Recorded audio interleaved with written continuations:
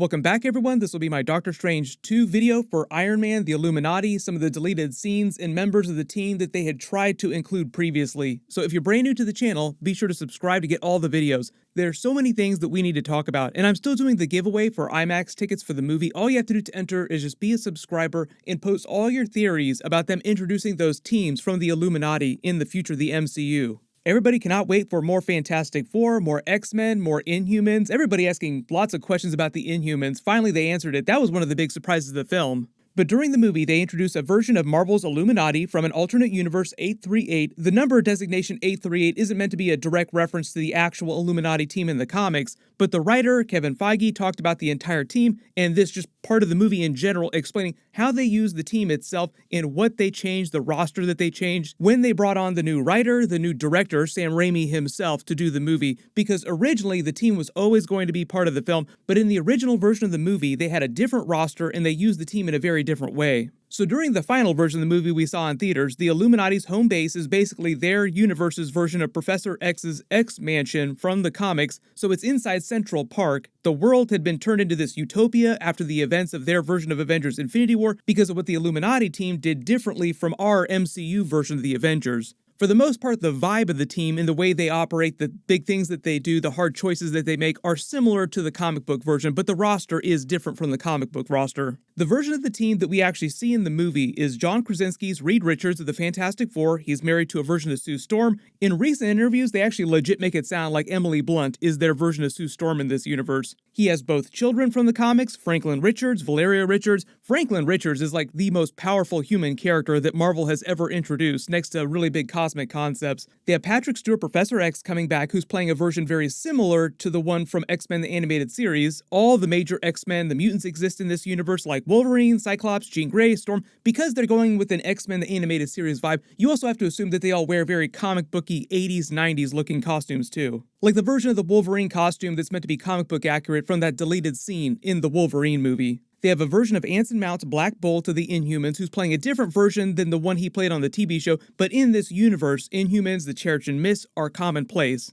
They have a Maria Rambeau Captain Marvel variant. She's Monica Rambeau's mother. She was also a test pilot. She was Carol Danvers' best friend. She just happened to be the test pilot on the day that they were testing that Tesseract ship, so she's the one that got in the accident. She's the one that got the powers. Haley Atwell, Captain Carter, who's playing a different version than the one from What If, but exact same backstory. Baron Mordo of their universe has become Sorcerer Supreme, replacing their Doctor Strange on the team when they killed him during their version of Infinity War, which happened after they used the Book of the Vishanti to kill their Thanos, preventing him from snapping their Infinity Gauntlet. So in their universe, they never had a snap, never had a 5-year time jump, and they just lied to the world to make them think that their Doctor Strange died a hero instead of being corrupted by their version of the Darkhold. So everybody was wondering what was going on with that 6th empty chair. Like there were 7 spaces, but there was a space for Professor X's chair, which means that the empty chair belonged to a completely different member. And they basically confirmed our theories that it was a version of Iron Man, but there was a big question about who was going to be playing that version of Iron Man, and that was what they were talking about mostly, like what their original plan was for the character and what changed about that. They answered a lot of big rumors that have been going around the past year too. We had all those Ultron robot variants of the Iron Legion that were a huge plot point during all these scenes. You may have heard them verbally reference the Ultron Protocol. The voice of the robots themselves was actually Ross Marquand, who played their version of Red Skull during Avengers Infinity War, Avengers Endgame, and then again during What If. They were meant to be upgrades of this version of Iron Man's Iron Legion in this universe. So for example, another big thing that was different in this universe is that they didn't have their version of Avengers Age of Ultron because their Iron Man was able to control their Ultron technology when they found their version of the Mind Stone. So if they had a version of Iron Man in this universe, where is he? What happened to him? Why is this empty chair here? I saw a few comments of people wondering whether or not the Ultron robots came from another character like Hank Pym, because in the comics, Hank Pym is the person who created Ultron. It wasn't Tony Stark. They changed that for the movies. People wondering if maybe Reed Richards changed them because he's the smartest man alive. He'd have the ability to do something like that. And they basically said that that was never a thing. Like it wasn't their version of Hank Pym or Reed Richards or anything like that.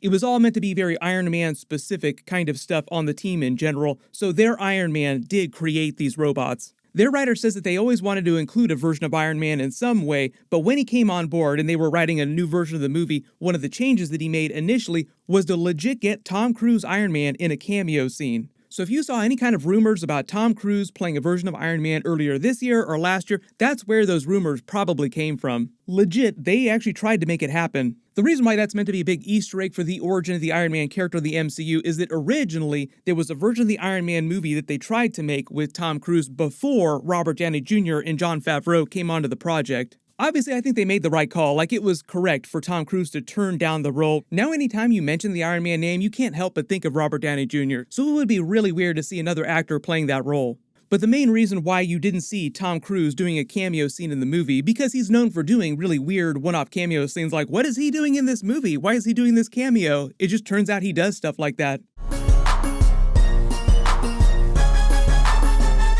The main reason why it didn't work out in this movie is mostly because of the virus, because they were filming this movie during the virus. It caused a bunch of scheduling conflicts, and Tom Cruise was mostly stuck filming his Mission Impossible movies during the pandemic. So if you want to blame anything for them not being able to get a Tom Cruise cameo, blame the virus, which I think is probably the best way to go. It wasn't about him never wanting to be in a Marvel movie or anything like that. He probably would have actually done it had it not been for the scheduling conflicts. Then after that wound up falling through during the process of them making the movie, they just decided to leave their version of Iron Man in this universe up in the air, like not directly address him just to make people wonder, because they were already introducing so many twists with all the new Fantastic Four, the X-Men, the Inhuman stuff. So yes, Iron Man was a part of the movie, but that's why you don't actually see him on screen. Like his presence is meant to be felt through the Ultron robots and through a lot of what's going on here. Theoretically, he's still alive in this universe, and they just kind of use their hand-wavy logic to explain why he doesn't happen to be sitting here with the rest of the team when all the events of the movie go down. I also think behind the scenes, when this started to happen, they just decided that if they were going to do a legit version of Iron Man variant on screen, they just eventually decided to wait until actual Secret Wars takes place to bring Robert Downey Jr. back in different forms. Like, they'll continue to reference MCU Iron Man in different ways through the different projects. Like, Iron Man's Armor War series is happening in the next year or two. They're gonna have to reference a lot of Iron Man MCU stuff during that. The whole plot hinges on another villain stealing Iron Man's technology. A classic Marvel story about Tony Stark's worst fear coming true.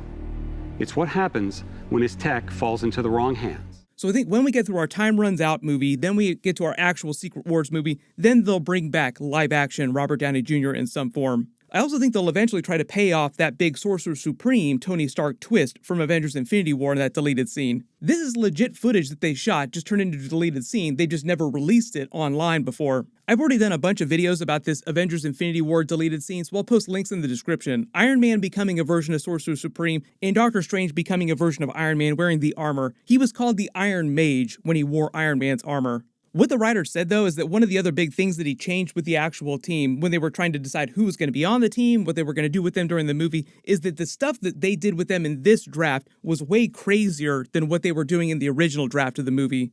It sounds like when he came onto the film, he had all this plot with them trying to stop Wanda and her killing them. Like, originally, they were a much smaller part of the film, and they didn't all wind up dying so quickly. So I think in the original version, they probably did not have Anson Mount Black Bolt or the Maria Rambeau Captain Marvel variant. The writer also said that they're using the same type of pacing now in Marvel Phase 4 with the Incursions and Secret Wars that they used with Thanos and the Infinity Gauntlet, the Infinity Gems during Marvel Phase 1, Phase 2, and Phase 3. Like, they introduced the multiverse in a big way as a big trope during Spider-Man No Way Home, Doctor Strange Multiverse of Madness, then they tease the Incursions, then they do Time Runs Out, then they do Secret Wars. The same way that you tease space in the first Thor movie, then you tease space coming to them with the Chitauri invasion, the first Avengers movie, and then by the time you get to Avengers Infinity War, you have actual Thanos coming for them with the Infinity Gauntlet. So just based on that pacing, it seems like there's going to be a Time Runs Out Avengers-style movie, like a big crossover film. If it's not Avengers, they'll call it something else. Like that would be Avengers 5, where they all work together to stop the Incursions in a big way, but fail to do so, and things get worse and worse and worse until there's only the fragments of a couple universes left. Then they combine them, and in the next big crossover movie, Avengers 6, or whatever they wind up calling it, that winds up being the Secret Wars film. The Russos themselves actually even said that they would probably be doing something like this way back when Infinity War happened. Like, wouldn't it be cool if we did this?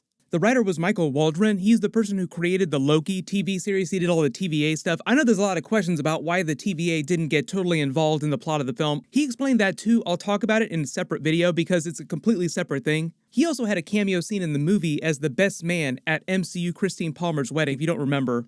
I've got a bunch more Doctor Strange 2 videos planned. I'll talk about some of the really big twists in the movie over the next couple of days. So if you have any big questions or requests, just write them in the comments below. I'll name a giveaway winner in my next big Marvel video. Everyone click here for my full Doctor Strange 2 breakdown, Easter eggs for the entire movie, and click here for my Doctor Strange 2 post-credit scene video.